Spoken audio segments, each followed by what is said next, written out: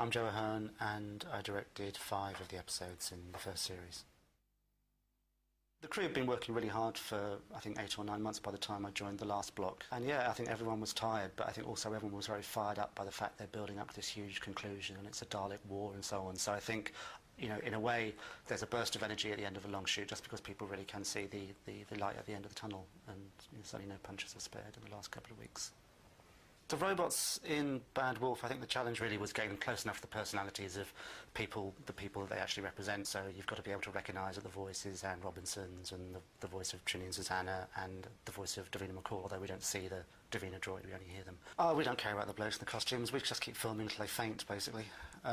They're very hard. I don't think any of the costumes on Doctor Who are really, you wouldn't want to wear them at a fancy dress parade. They're not designed for that, so they can really only be worn for short times, and you have to give the people inside proper drink breaks, or seriously they will collapse and keel over, as I think happened in the first block.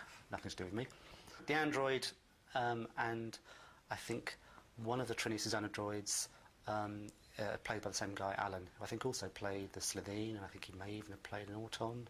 He pops up a lot in different guises, and he's a real trooper. I mean, he really doesn't complain until he's about to hyperventilate, and you can see it in his face. He goes completely red and is presumably about 5 minutes away from collapsing, so at that point you stop filming, let him have a sit down for 5 minutes, and then start again. There's not an awful lot of time for sitting around on Doctor Who.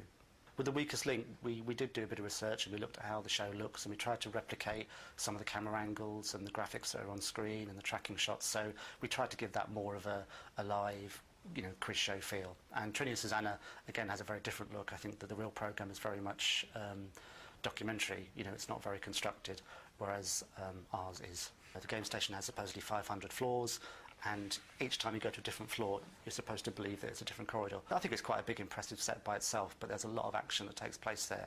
So you have to do a lot of stuff with stylised lights and so on to try and make it look different for the different places. But I'm sure most people will realise that it's, we haven't built a whole space station in Swansea, but done the next best thing. I mean, everyone knows the Daleks are coming back at the end of episode 12, but I think the idea was to really kind of conceal the moment visually where we see them in their splendour for the first time. So the first time we see that it's a Dalek, it's done from the Dalek's point of view. So I think pretty much most of the audience, and certainly all the fans, will know once you see that blue kind of circular prism, you know you're back in Dalek land.